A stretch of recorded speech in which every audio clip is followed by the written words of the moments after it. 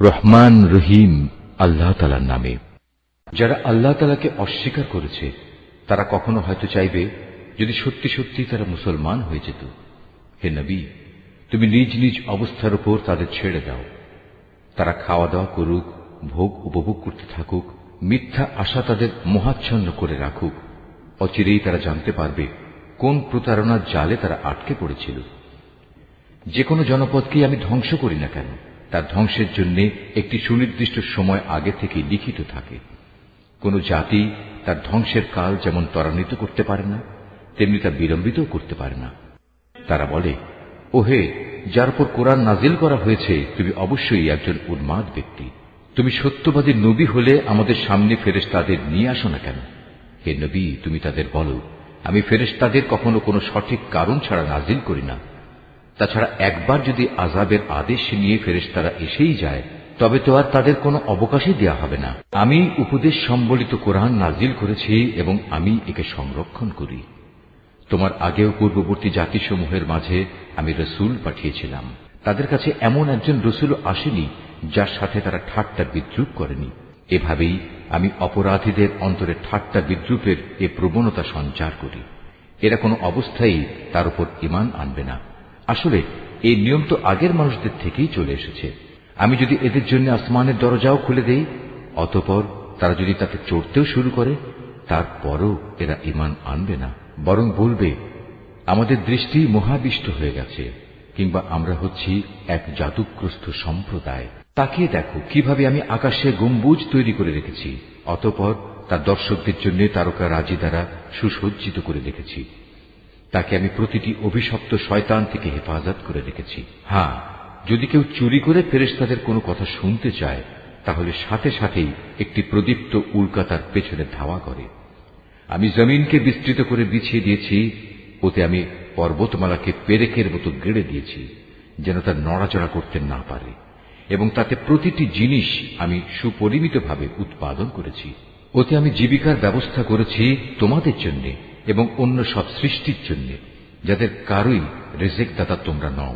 কোন জিনিস এমন নেই যার ভাণ্ডার আমার হাতে নেই, কিন্তু তা আমি সুনির্দিষ্ট একটি পরিমাণ ছাড়া সরবরাহ করি না। আমি বৃষ্টিগর্ভ বায়ু প্রেরণ করি, অতঃপর আমি আকাশ থেকে পানি বর্ষণ করি, অতঃপর আমি তোমাদের তা পান করতে দেই। তোমরা নিজেরা তো তার এমন কোন ভাণ্ডার জমা করে রাখোনি যে সেখান থেকে এসব সরবরাহ আসছে। আমি তোমাদের জীবন দান করি, আবার আমি তোমাদের মৃত্যু ঘটাই। সর্বশেষে আমি হব সব কিছুর নিরঙ্কুশ মালিক। তোমাদের আগে যারা এ জমিন থেকে গত হয়ে গেছে তাদের যেমন আমি জানি, তেমনি তোমাদের পরবর্তীদেরও আমি ভালো করে জানি। নিঃসন্দেহে তোমার মালিক একদিন তাদের সবাইকে একত্রিত করবেন। তিনি অবশ্যই প্রবল প্রজ্ঞাময়, সর্বজ্ঞ। অবশ্যই আমি মানুষকে ছাঁচে ঢালা শুকনো ঠনঠনে মাটি থেকে পয়দা করেছি। আর হ্যাঁ, জিন তাকে আমি আগেই আগুনের উত্তপ্ত শিখা থেকে সৃষ্টি করেছি। স্মরণ করো, যখন আমি ফেরেশতাদের বলেছিলাম আমি অচিরেই ছাঁচে ঢালা ঠনঠনে শুকনো মাটি থেকে মানুষ পয়দা করতে যাচ্ছি, অতঃপর যখন আমি তাকে পুরোপুরি সুঠাম করে নেব এবং আমার রূহ থেকে কিছু তাতে ফুঁকে দেব, তখন তোমরা সবাই তার সামনে সেজদা অবনত হয়ে যাবে। অতঃপর আল্লাহর আদেশে ফেরেশতারা সবাই সেজদা করল, একমাত্র ইবলিস ছাড়া। সে সেজদাকারীদের দলভুক্ত হতে অস্বীকার করল। আল্লাহ তাআলা বললেন, তোমার কি হলো, তুমি যে সেজদাকারীদের দলে শামিল হলে না? সে বলল, হে আল্লাহ, আমি কখনো এমন মানুষের জন্য সেজদা করতে পারি না যাকে তুমি ছাঁচে ঢালা শুকনো ঠনঠনে মাটি থেকে বানিয়েছ। আল্লাহ তাআলা বললেন, তাই যদি বলো তাহলে তুমি এক্ষুনি এখান থেকে বেরিয়ে যাও, কেননা আজ থেকে তুমি অভিশপ্ত। হিসাব নিকাশের দিন পর্যন্ত তোমার উপর অভিশাপ। সে বলল, হে মালিক, তাহলে তুমিও আমাকে সেদিন পর্যন্ত অবকাশ দাও যেদিন সবাইকে পুনরায় জীবিত করা হবে। আল্লাহ তাআলা বললেন, হ্যাঁ, যাও। যাদের এ অবকাশ দেয়া হয়েছে তুমিও তাদের অন্তর্ভুক্ত হলে। এ অবকাশ সুনির্দিষ্ট সময় আসার দিন পর্যন্ত। সে বলল, হে আমার মালিক, তুমি যেভাবে আজ আমাকে পথভ্রষ্ট করে দিলে, আমিও তোমার শপথ করে বলছি, আমি মানুষদের জন্য পৃথিবীতে তাদের গুনাহের কাজসমূহ শোভন করে তুলব এবং তাদের সবাইকে আমি পথভ্রষ্ট করে ছাড়ব। তবে তাদের মধ্যে যারা তোমার খাঁটি বান্দা তাদের কথা আলাদা। আল্লাহ তাআলা বললেন, পরীক্ষা নিরীক্ষার মাধ্যমে এটাই আমার কাছ পর্যন্ত পৌঁছানোর সহজ সরল পথ। হ্যাঁ, এই গোমরা মানুষদের মধ্যে যারা তোমার অনুসরণ করবে, তারা ছাড়া আমার যারা খাঁটি বান্দা, তাদের উপর তোমার কোনো আধিপত্য চলবে না। আর অবশ্যই জাহান্নাম হচ্ছে তাদের সবার প্রতিশ্রুত আশ্রয়। তাতে থাকবে 7টি বিশালকায় দরজা। আবার এগুলোর প্রতিটি দরজা দিয়ে প্রবেশ করার জন্য থাকবে শয়তানের অনুসারীদের একটা নির্দিষ্ট অংশ। এর বিপরীত যারা আল্লাহ তাআলাকে ভয় করে, তারা অবশ্যই সেদিন জান্নাত ও ঝর্ণাধারার বহুমুখী নিয়ামতে অবস্থান করবে। এই বলে তাদের অভিবাদন জানানো হবে, তোমরা শান্তি ও নিরাপত্তার সাথে সেখানে প্রবেশ করো। তাদের অন্তরে ঈর্ষা বিদ্বেষ যাই থাক না কেন, আমি সেদিন তা দূর করে দেব। তারা একে অপরের ভাই হয়ে পরস্পরের মুখোমুখি সেখানে অবস্থান করবে। সেখানে তাদের কোন রকম অবসাদ পর্যন্ত স্পর্শ করবে না, আর তারা সেখান থেকে কোনো দিন বহিষ্কৃতও হবে না। হে নবী, তুমি আমার বান্দাদের কথা বলে দাও, আমি যেমন ক্ষমাশীল ও পরম দয়ালু, তেমনি আমার আযাবও হচ্ছে অত্যন্ত কঠোর। হে নবী, তুমি তাদের ইব্রাহিমের মেহমানদের কাহিনী শোনাও। যখন তারা তার কাছে হাজির হয়ে বলল, তোমার উপর সালাম, তখন সে তাদের ভাবভঙ্গি দেখে বলল, আমরা অবশ্যই তোমাদের ব্যাপারে শঙ্কিত। ওরা বলল, না, তুমি আশঙ্কা করো না, আমরা তোমাকে এক জ্ঞানবান সন্তানের সুসংবাদ দিচ্ছি। সে বলল, তোমরা আমাকে সন্তানের সুসংবাদ দিচ্ছ, অথচ বার্ধক্যজনিত অবস্থা আমাকে স্পর্শ করে ফেলেছে। অতঃপর এ অবস্থায় তোমরা আমাকে কিসের সুসংবাদ শোনাচ্ছ? তারা বলল, হ্যাঁ, আমরা তোমাকে সঠিক সুসংবাদই দিচ্ছি, অতএব তুমি হতাশাগ্রস্তদের দলভুক্ত হও না। সে বলল, গোমরা ব্যক্তি ছাড়া আল্লাহর রহমত থেকে কে নিরাশ হতে পারে? হে আল্লাহর পাঠানো ফেরেশতারা, বলো, আমাকে এ সুসংবাদ দেয়া ছাড়া তোমাদের সামনে আর কি অভিযান রয়েছে? তারা বলল, হ্যাঁ, আমাদের এক নাফরমান জাতির বিরুদ্ধে অভিযানে পাঠানো হয়েছে, যারা অচিরেই বিনাশ হয়ে যাবে। তবে লুতের আপনজনরা বাদে আমরা সবাই আযাবের সময় তাদের সবাইকে উদ্ধার করব, কিন্তু তার স্ত্রীকে নয়। আল্লাহ তাআলা তার ব্যাপারে বলেন, আমি এই সিদ্ধান্ত নিয়েছি, সে আযাবের সময় পশ্চাৎবর্তী দলভুক্ত হয়ে থাকবে। যখন সে ফেরেশতারা লুতের পরিবার পরিজনদের কাছে এসে হাজির হল, তখন লুত বলল, আপনারা তো দেখছি অপরিচিত ধরনের লোক। তারা বলল, না, আসলে তা নয়, আমরা তাদের কাছে সে আযাবের বিষয়টা নিয়ে এসেছি, যার ব্যাপারে তারা ছিল সন্দিগ্ধ। আমরা তোমার কাছে সত্য সংবাদ নিয়ে এসেছি এবং আমরা হচ্ছি সত্যবাদী। সুতরাং তুমি রাতের কিছু অংশ থাকতে তোমার লোকজন সহ এ জনপদ থেকে বেরিয়ে পড়ো এবং তুমি নিজে তাদের পেছনে পেছনে চলতে থাকো। সাবধান, তোমাদের মধ্যে কেউ যেন পেছনে ফিরে না তাকায়। ঠিক যেদিকে যাওয়ার জন্য তোমাদের আদেশ করা হবে সেদিকে চলতে থাকবে। ইতিমধ্যে আমি তার কাছে এ ফয়সালা পাঠিয়ে দিয়েছি যে এ জনপদের মানুষগুলোকে ভোর হতেই মূলোৎপাটিত করে দেয়া হবে। ইতিমধ্যে নগরের অধিবাসীরা উল্লসিত হয়ে লুতের কাছে এসে হাজির হল। এদের আসতে দেখে সে বলল, হে আমার দেশবাসী, এরা হচ্ছে আমার মেহমান। এদের সাথে অশালীন আচরণ করে তোমরা আমাকে অপমান করো না। তোমরা আল্লাহ তাআলাকে ভয় করো এবং আমাকে এদের সামনে হেয় করো না। তারা বলল, আমরা কি তোমাকে দুনিয়া জোড়া মানুষের মেহমানদারি করা থেকে নিষেধ করিনি? এদের উক্তি শুনে সে বলল, একান্তই যদি তোমরা কিছু কামনা বাসনা চরিতার্থ করতে চাও, তবে এখানে আমার জাতির মেয়েরা রয়েছে, এদের বিয়ে করে তোমরা নিজেদের প্রয়োজন মেটাতে পারো। আল্লাহ তাআলা বললেন, হে নবী, তোমার জীবনে শপথ করে বলছি, সেদিন এরা নিদারুণ এক নেশায় বিভোর হয়ে পড়েছিল। আল্লাহর গজবের কোনো কথাই এরা বিশ্বাস করল না। অতঃপর সূর্যোদয়ের সাথে সাথেই এক মহান আদেশে তাদের উপর আঘাত হানল। তারপর আমি নগরগুলো উল্টিয়ে দিলাম এবং ওদের উপর পাকানো মাটির পাথরের বৃষ্টি বর্ষণ করলাম। অবশ্যই এ ঘটনার মাঝে পর্যবেক্ষণ সম্পন্ন মানুষদের জন্য শিক্ষার বহু নিদর্শন রয়েছে। ধ্বংসস্তূপের নিদর্শন হিসেবে তা আজও রাস্তার পাশে দাঁড়িয়ে আছে। অবশ্যই এর মাঝে ঈমানদারদের জন্য আল্লাহর নিদর্শন মজুদ রয়েছে। লুতের জাতির মতো আইকার অধিবাসীরাও জালেম ছিল। অতঃপর আমি তাদের কাছ থেকেও তাদের নাফরমানির প্রতিশোধ নিয়েছি। আর আজ এ উভয় জনপদই আযাবের চিহ্ন বহন করে প্রকাশ্যে রাস্তার পাশে দাঁড়িয়ে আছে। একইভাবে হেজরবাসীরাও নবীদের অস্বীকার করেছিল। আমি আমার নিদর্শনসমূহ তাদের কাছে প্রেরণ করেছিলাম, এত সত্ত্বেও তারা তা থেকে মুখ ফিরিয়ে নিয়েছিল। তারা পাহাড় কেটে কেটে নিজেদের জন্য ঘর বানাতো এ আশায় যে তারা সেখানে নিশ্চিন্তে জীবন কাটাতে পারবে। অতঃপর নাফরমানির জন্য একদিন প্রত্যুষে তাদের উপর মহান আদেশে আঘাত হানল। সুতরাং তারা জীবনভর যা কিছু কামাই করেছে আল্লাহর গজবের সামনে তা কোনোই কাজে আসেনি। জেনে রেখো, আকাশমালা, জমিন এবং এ দুইয়ের মাঝখানে যা কিছু আছে তার কোনোটাই আমি অযথা পয়দা করিনি। অবশ্যই সব কিছু শেষে একদিন কিয়ামত আসবে এবং এ সৃষ্টিলীলা ধ্বংস হয়ে যাবে। অতএব হে নবী, তুমি পরম ঔদাসীন্যের সাথে ওদের উপেক্ষা করো। নিশ্চয়ই তোমার মালিক হচ্ছেন এক মহাস্রষ্টা, মহাজ্ঞানী।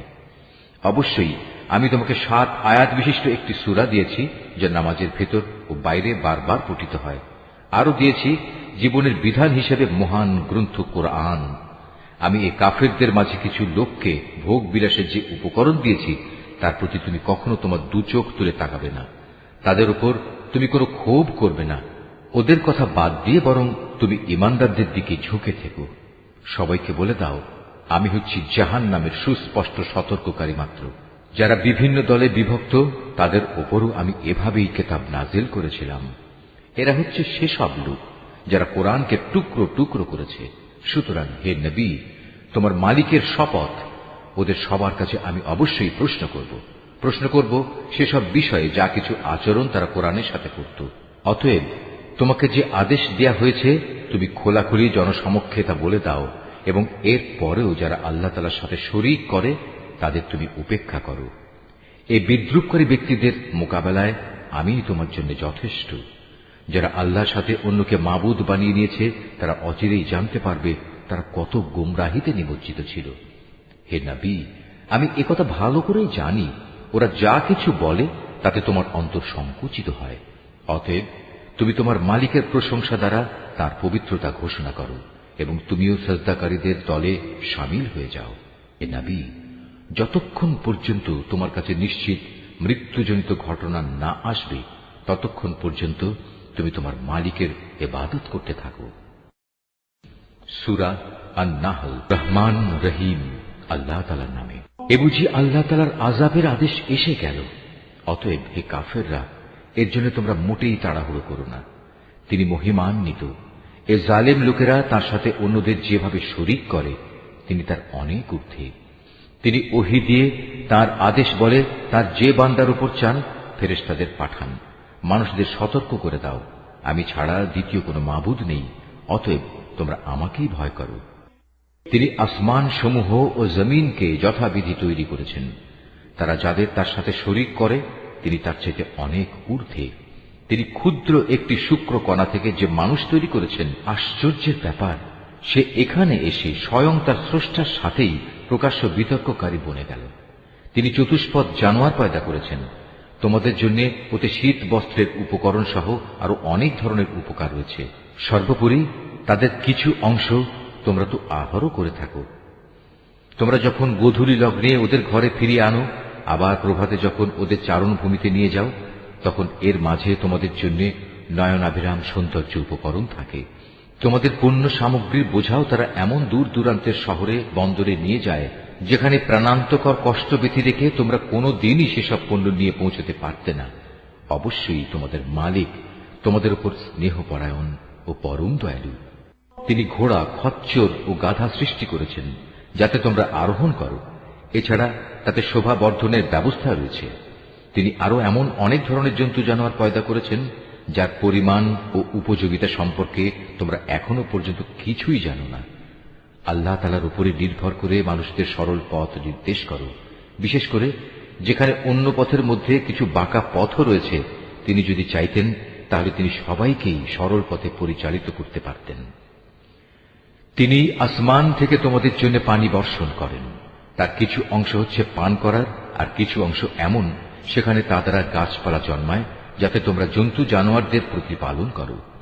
সে পানি দ্বারা তিনি তোমাদের জন্য শস্য উৎপাদন করেন। জাইতুন, খেজুর ও আঙুর সহ সব ধরনের ফল জন্মান। অবশ্যই এর মাঝে চিন্তাশীল সম্প্রদায়ের জন্য অনেক নিদর্শন রয়েছে। তিনি তোমাদের সুবিধার জন্য রাত, দিন ও চাঁদ সুরুজকে নিয়ন্ত্রিত করে দিয়েছেন। নক্ষত্র রাজিও তার আদেশে নিয়ন্ত্রণাধীন রয়েছে। অবশ্যই এর মাঝে তাদের জন্য প্রচুর নিদর্শন রয়েছে যারা বোধ শক্তি সম্পন্ন। রং বেরঙের আরো অনেক বস্তুও তিনি তোমাদের নিয়ন্ত্রণাধীন করেছেন, যা পৃথিবীর বুকে তিনি তোমাদের জন্য সৃষ্টি করে রেখেছেন। অবশ্যই এসব কিছুর মাঝে সেসব জাতির জন্য নিদর্শন রয়েছে যারা এসব থেকে নসিহত গ্রহণ করে। তিনি সমুদ্রকে তোমাদের অধীনস্থ করে দিয়েছেন যেন তার মধ্যে থেকে তোমরা তাজা মাছ গোশত খেতে পারো, এবং তা থেকে তোমরা মণিমুক্তার গহনাও আহরণ করো, যা তোমরা পরিধান করো। তোমরা দেখতে পাচ্ছ কিভাবে ওর বুক চিরে জলযানগুলো এগিয়ে চলে, যেন তোমরা এর মাধ্যমে আল্লাহ তাআলার অনুগ্রহ রিজিক সন্ধান করতে পারো। সর্বোপরি তোমরা যেন তার নিয়ামতের কৃতজ্ঞতা আদায় করো। তিনি জমিনের মধ্যে পাহাড় সমূহ রেখে দিয়েছেন যাতে করে জমিন তোমাদের নিয়ে এদিক সেদিক ঢলে না পড়ে। তিনি নদী ও পথঘাট বানিয়ে দিয়েছেন যাতে করে তোমরা সব জায়গা দিয়ে নিজেদের গন্তব্যস্থলে পৌঁছতে পারো। তিনি তোমাদের জন্য দিক নির্ণয়কারী চিহ্নসমূহ সৃষ্টি করেছেন।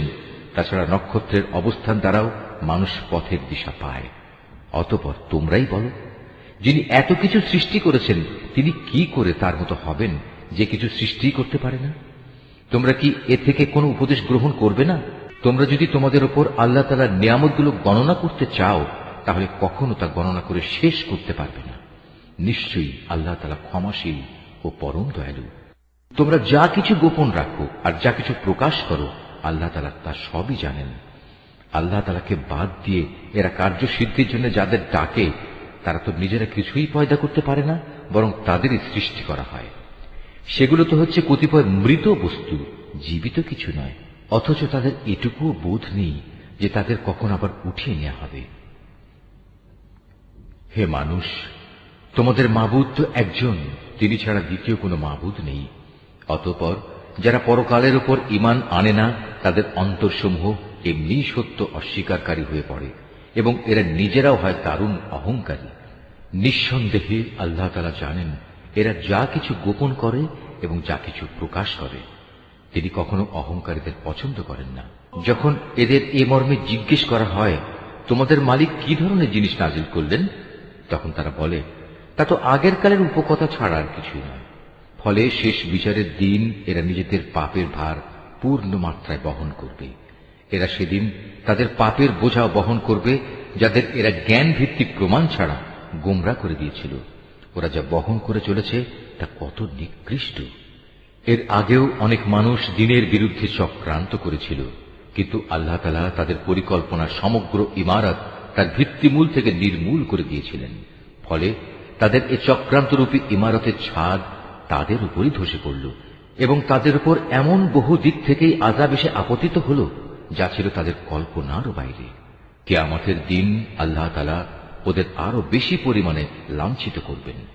তিনি তাদের জিজ্ঞেস করবেন, কোথায় আমার সেসব শরীক যাদের ব্যাপারে তোমরা মানুষদের সাথে বাক বিতণ্ডা করতে? যাদের সঠিক জ্ঞান দেয়া হয়েছিল তারা সেদিন বলবে, অবশ্যই যাবতীয় অপমান, লাঞ্ছনা ও অকল্যাণ আজ কাফেরদের জন্য।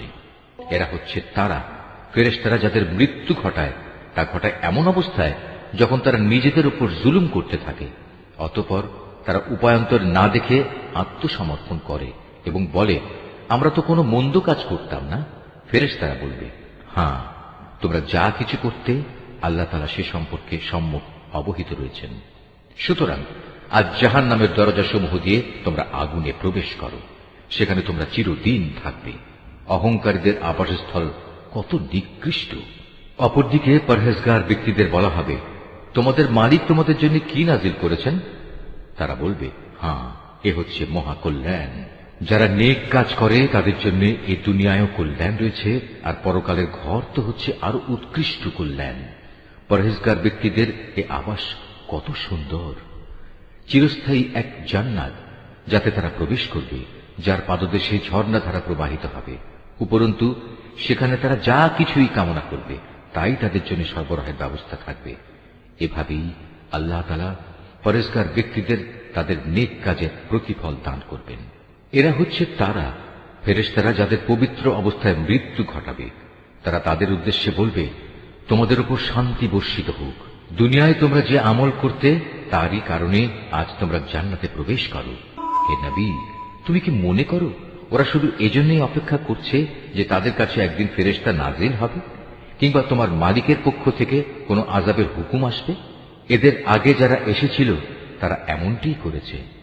এদের উপর আযাব পাঠিয়ে আল্লাহ তাআলা কোনো জুলুম করেননি, বরং তারা নিজেরাই নিজেদের উপর জুলুম করেছে। পরিশেষে তাদের উপর তাদের মন্দ কাজের শাস্তি আপতিত হল। একসময় সে আযাব তাদের পরিবেষ্টন করে নিল, যা নিয়ে তারা হামেশা ঠাট্টা বিদ্রুপ করে বেড়াত।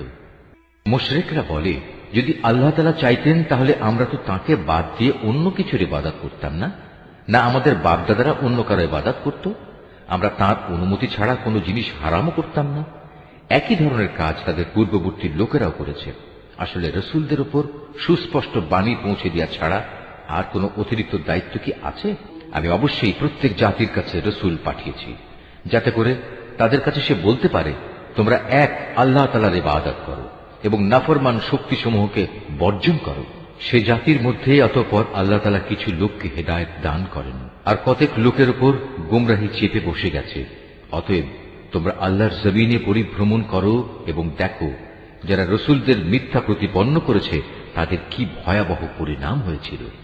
হে নবী, তুমি এদের হেদায়েতের ব্যাপারে যতই আগ্রহী হও না কেন, এরা কখনো হেদায়েত পাবে না, কেননা আল্লাহ তাআলা যাকে গোমরাহ করে দিয়েছেন তাকে তিনি সৎ পথে পরিচালিত করবেন না।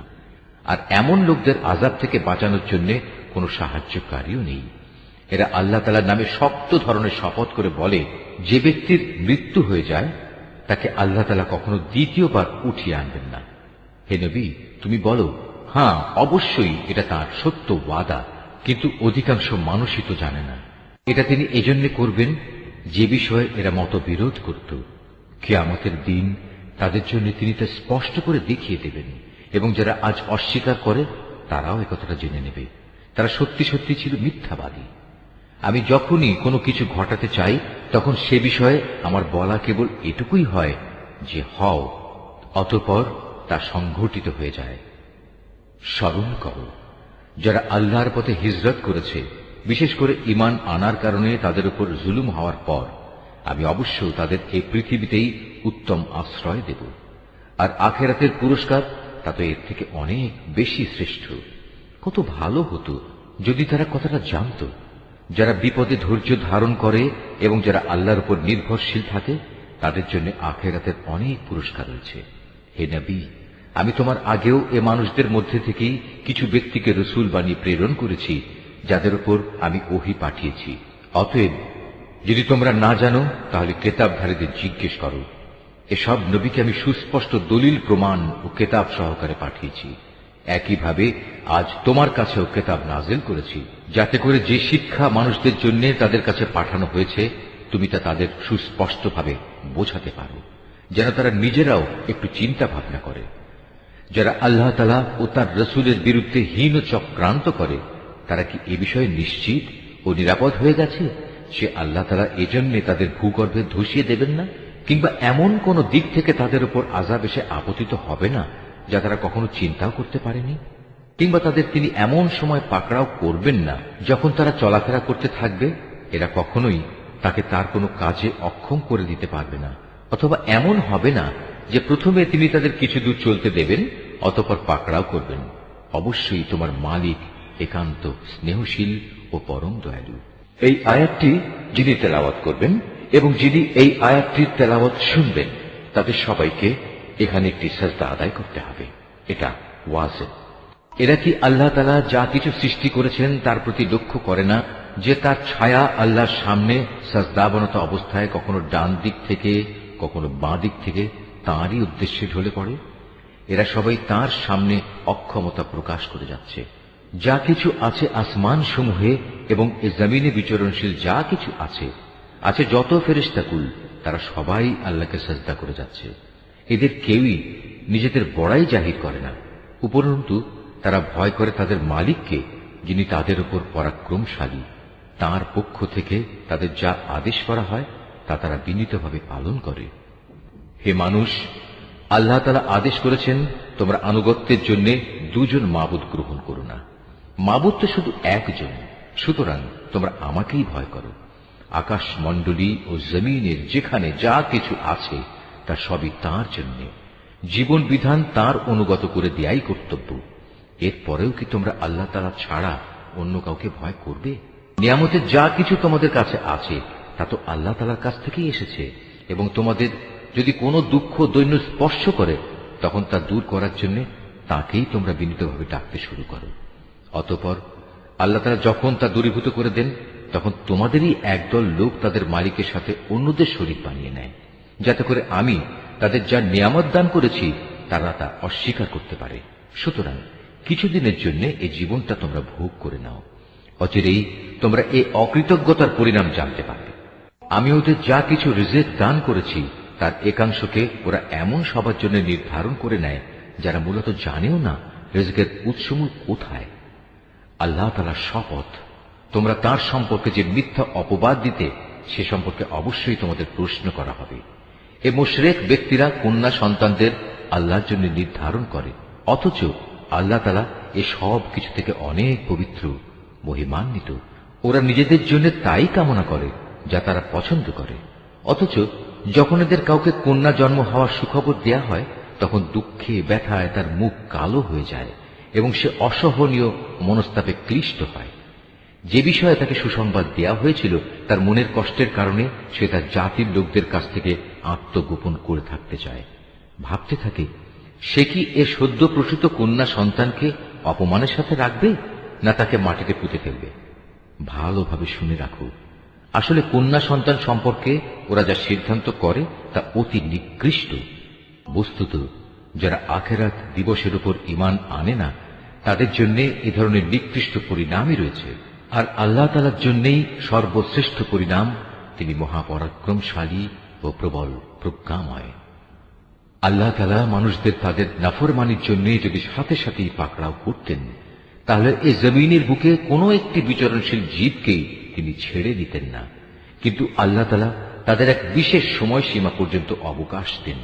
অতঃপর যখন অবকাশের সে সময় তাদের সামনে এসে হাজির হয় তখন তারা যেমন মুহূর্তকালও বিলম্ব করতে পারে না, তেমন তাকে তারা একটুখানি এগিয়েও আনতে পারে না। এরা আল্লাহ তাআলার জন্য সে বিষয়টি প্রস্তাব করে যা স্বয়ং তারা নিজেদের জন্য পছন্দ করে না। তাদের জিহ্বা তাদের জন্য মিথ্যা কথা বলে যে পরকালে তাদের জন্য সব কল্যাণ রয়েছে, অথচ তাদের জন্য সেখানে থাকবে জাহান্নামের আগুন এবং তারাই সেখানে সবার আগে নিক্ষিপ্ত হবে। হে নবী, আল্লাহর শপথ, তোমার আগেও আমি জাতিসমূহের কাছে নবী পাঠিয়েছিলাম, অতঃপর শয়তান তাদের খারাপ কাজসমূহ তাদের জন্য শোভনীয় করে দিয়েছিল। সে শয়তান আজও তাদের বন্ধু হিসেবে হাজির আছে। তাদের সবার জন্যই রয়েছে কঠোর আযাব। হে নবী, আমি তোমার উপর এই কিতাব এজন্যই নাযিল করেছি যেন তুমি তাদের সামনে সেই বিষয়সমূহ সুস্পষ্ট করে পেশ করতে পারো যা নিয়ে তারা মতবিরোধ করত। বস্তুত এই কিতাব হচ্ছে ঈমানদার লোকদের জন্য হিদায়াত ও আল্লাহ তাআলার অনুগ্রহ স্বরূপ।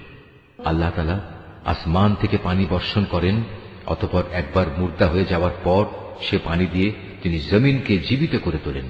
অবশ্যই এতে আল্লাহর কুদরতের বহু নিদর্শন রয়েছে সে জাতির জন্য যারা আল্লাহর কথা কান দিয়ে শোনে।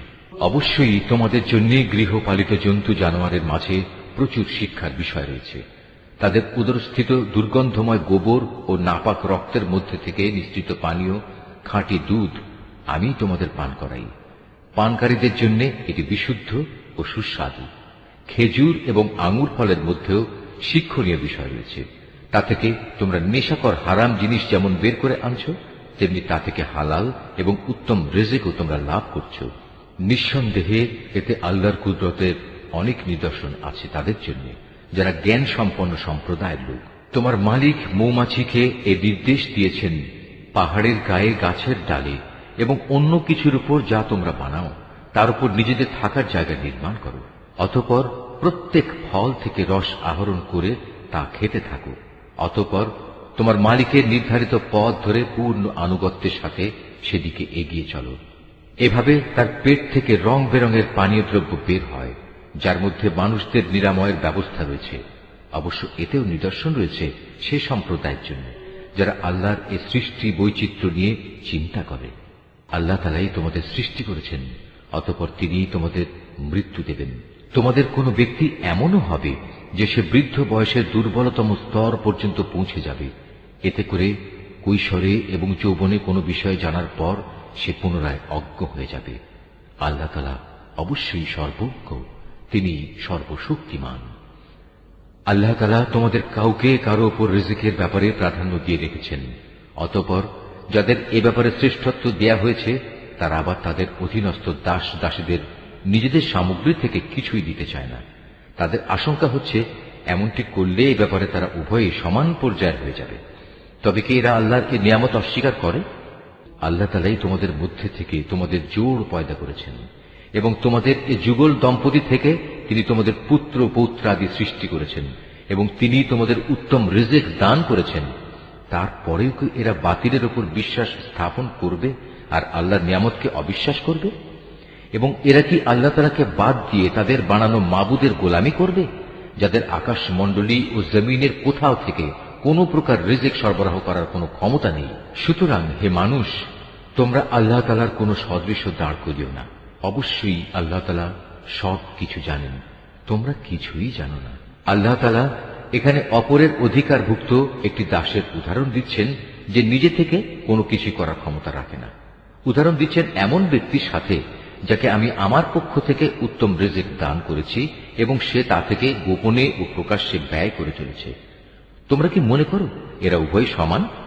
না, কখনো নয়।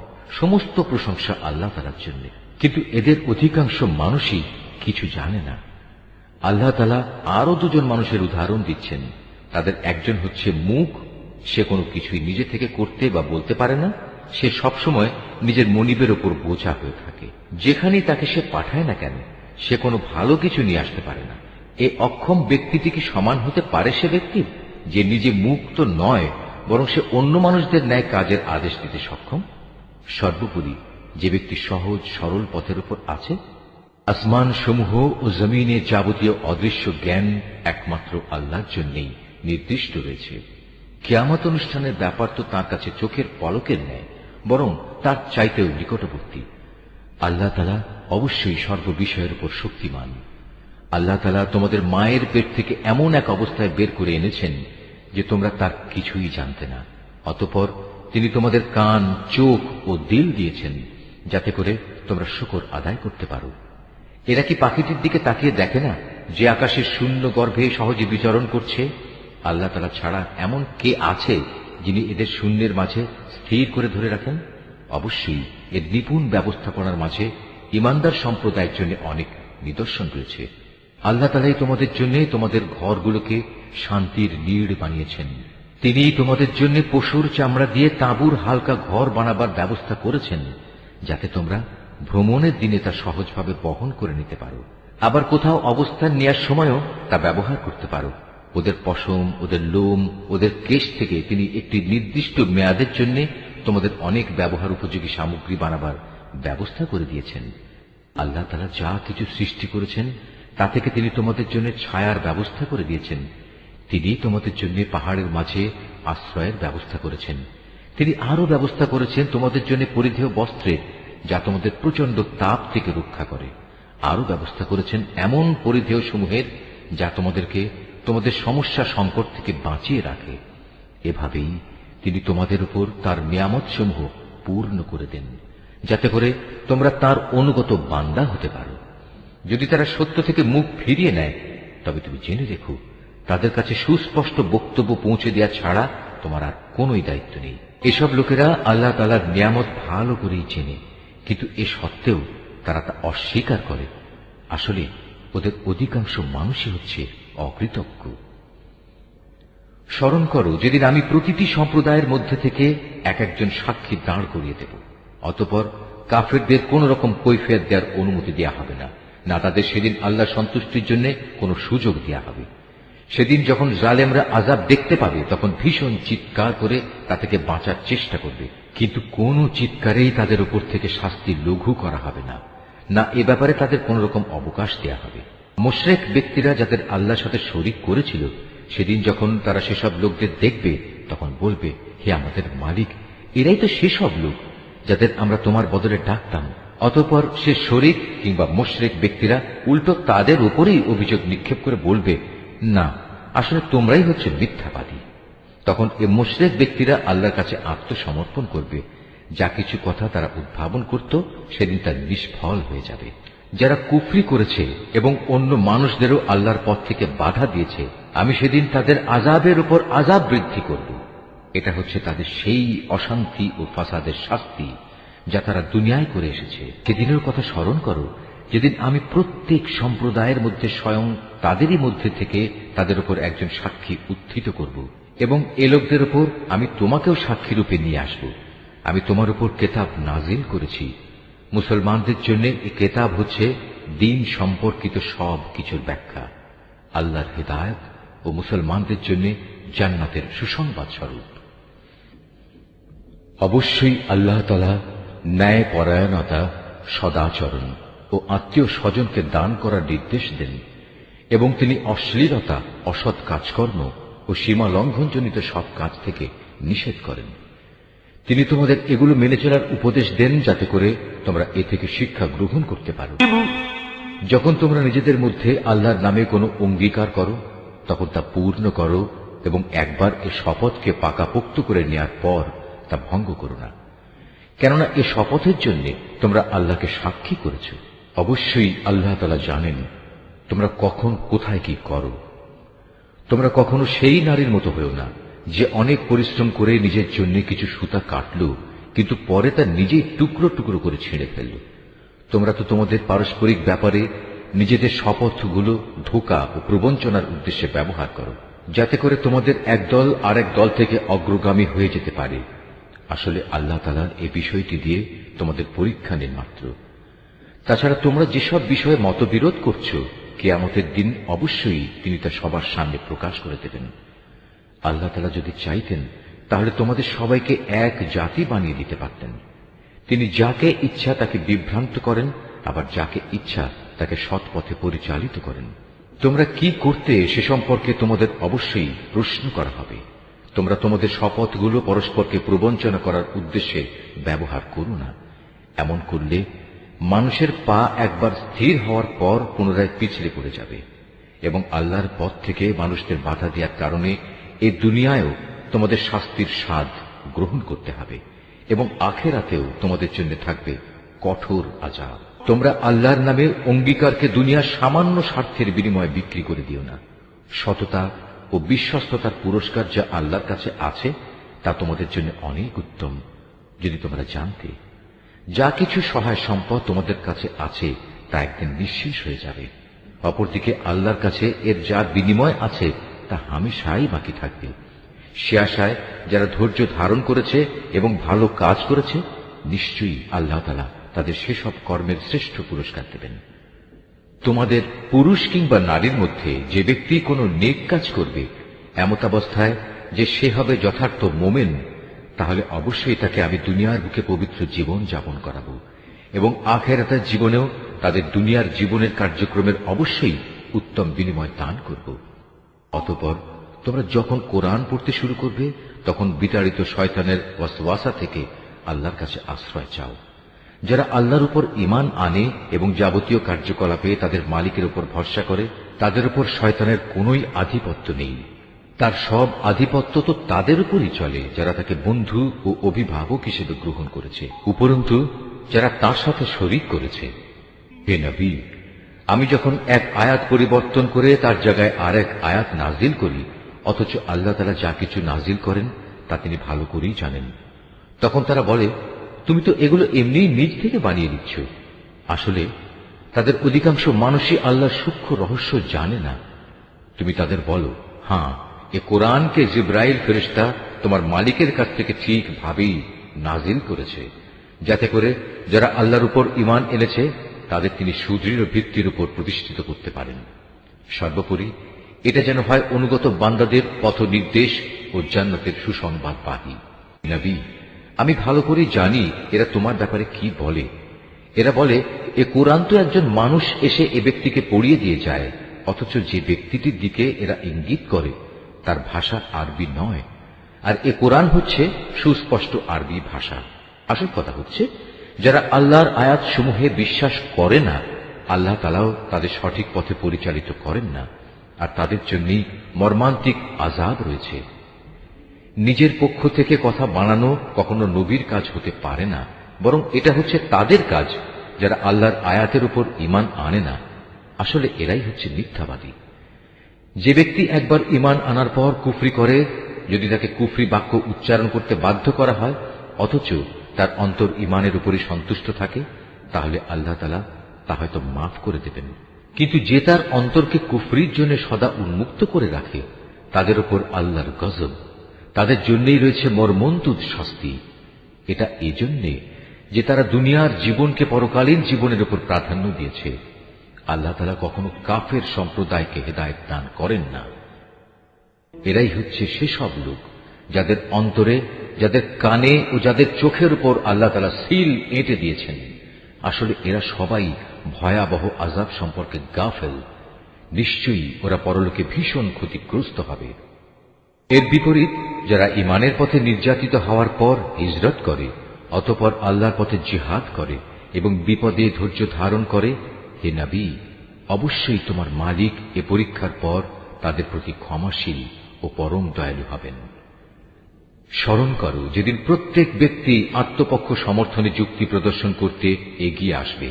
প্রত্যেক ব্যক্তিকেই কানাকড়ি হিসাব করে তার কৃতকর্মের প্রতিফল আদায় করে দেয়া হবে এবং তাদের কারো উপর কোন রকম অবিচার করা হবে না। আল্লাহ তাআলা এমন একটি জনপদের উদাহরণ তোমাদের সামনে উপস্থাপন করছেন যা ছিল নিরাপদ ও নিশ্চিন্ত। সেখানে চারদিক থেকে তাদের কাছে প্রচুর পরিমাণ রিজিক আসত। অতঃপর এক পর্যায়ে তারা আল্লাহর নিয়ামত অস্বীকার করল। ফলে তারা যে আচরণ করে বেড়াত তার শাস্তি হিসেবে আল্লাহ তাআলা তাদের ক্ষুধা ও ভীতির পোশাক পরিয়ে তাদের শাস্তি দিলেন। অবশ্যই তাদের কাছে তাদেরই মধ্যে থেকে একজন রাসূল এসেছিল, কিন্তু তারা তাকে অস্বীকার করল। পরিশেষে আল্লাহর আযাব তাদের জুলুম করা অবস্থায় পাকড়াও করল। আল্লাহ তাআলা তোমাদের জন্য যা কিছু পবিত্র ও হালাল রিজিক দিয়েছেন তোমরা তা আহার করো। যদি তোমরা সত্যি একান্তভাবে তাঁরই গোলামি করো, তাহলে এজন্য আল্লাহ তাআলার নিয়ামতের কৃতজ্ঞতা জ্ঞাপন করো। তোমাদের জিহ্বা আল্লাহ তাআলার উপর মিথ্যা আরোপ করে বলেই কখনো একথা বলো না যে এটা হালাল ও এটা হারাম। জেনে রেখো, যারাই আল্লাহর উপর মিথ্যা আরোপ করো তারা কখনোই সাফল্য লাভ করতে পারবে না। তাদের জন্য এটা পার্থিব জীবনের সামান্য কিছু সামগ্রী মাত্র। পরকালে তাদের জন্য রয়েছে কঠোর আযাব। হে নবী, ইহুদীদের ওপর আমি সেসব কিছু হারাম করেছি যা ইতিপূর্বে আমি তোমার কাছে বর্ণনা করেছি। এগুলো হারাম করে আমি তাদের উপর কোনো অবিচার করিনি, বরং তারা আমার আদেশ না মেনে নিজেরাই নিজেদের উপর অবিচার করেছে। অতঃপর অবশ্যই তোমার মালিক তাদের ওপর দয়া করেছেন যারা অজ্ঞতাবশত কোনো গুনাহের কাজ করল, অতঃপর অন্যায় বুঝতে পেরে তওবা করল এবং তওবার পর নিজেদের সংশোধনও করে নিল। হে নবী, তোমার মালিক অবশ্যই এরপর তাদের জন্য হবেন ক্ষমাশীল ও পরম দয়ালু। নিশ্চয়ই ইব্রাহিম ছিল একটি উম্মতের সমমর্যাদাবান। সে ছিল আল্লাহর একান্ত অনুগত ও একনিষ্ঠ বান্দা। সে কখনো মুশরিকদের অন্তর্ভুক্ত ছিল না। সে ছিল আল্লাহ তাআলার নিয়ামতের প্রতি কৃতজ্ঞ। আল্লাহ তাআলা তাকে নবুয়তের জন্য বাছাই করেছেন এবং তাকে তিনি সরল পথে পরিচালিত করেছেন। আমি তাকে দুনিয়াতেও প্রচুর কল্যাণ দান করেছি, আর পরকালেও সে নিঃসন্দেহে নেক মানুষদের অন্তর্ভুক্ত হবে। অতঃপর হে নবী, আমি তোমার উপর ওহী পাঠালাম যে তুমি একনিষ্ঠভাবে ইব্রাহিমের মিল্লাত অনুসরণ করো, আর সে কখনো মুশরিকদের দলভুক্ত ছিল না। শনিবার পালন করা তো কেবল তাদের জন্যই বাধ্যতামূলক করা হয়েছিল যারা এ বিষয়টি নিয়ে অযথা মতবিরোধ করেছে। অবশ্যই তোমার মালিক কিয়ামতের দিন তাদের মাঝে সেসব বিষয়ে মীমাংসা করে দেবেন, যেসব বিষয়ে সেখানে তারা মতবিরোধ করত। হে নবী, তুমি তোমার মালিকের পথে মানুষদের প্রজ্ঞা ও সদুপদেশ দ্বারা আহ্বান করো। কখনো তর্কে যেতে হলে তুমি এমন এক পদ্ধতিতে যুক্তিতর্ক করো যা সবচাইতে উৎকৃষ্ট পন্থা। তোমার মালিক এটা ভালো করেই জানেন কে তার পথ থেকে বিপদগামী হয়ে গেছে, আবার যে ব্যক্তি হেদায়েতের পথে রয়েছে তিনি তার সম্পর্কেও সবিশেষ অবহিত আছেন। যদি তোমরা কাউকে শাস্তি দাও তাহলে ঠিক ততটুকু শাস্তি দেবে যতটুকু অন্যায় তোমাদের সাথে করা হয়েছে। অবশ্য যদি তোমরা ধৈর্য ধারণ করো তাহলে জেনে রেখো, ধৈর্যশীলদের জন্য তাই হচ্ছে উত্তম। হে নবী, তুমি নির্যাতন নিপীড়নে ধৈর্য ধারণ করো। তোমার ধৈর্য সম্ভব হবে শুধু আল্লাহ তাআলার সাহায্য দিয়েই। এদের আচরণের উপর দুঃখ করো না। এরা যেসব ষড়যন্ত্র করে চলেছে তাতে তুমি মনক্ষুণ্ণ হও না। অবশ্যই আল্লাহ তাআলা তাদের সাথে রয়েছেন যারা জীবনের সর্বত্র আল্লাহ তাআলাকে ভয় করে চলে, সর্বোপরি তারা হবে সৎ কর্মশীল। নিশ্চয়ই আল্লাহ যা বলেছেন সত্য বলেছেন।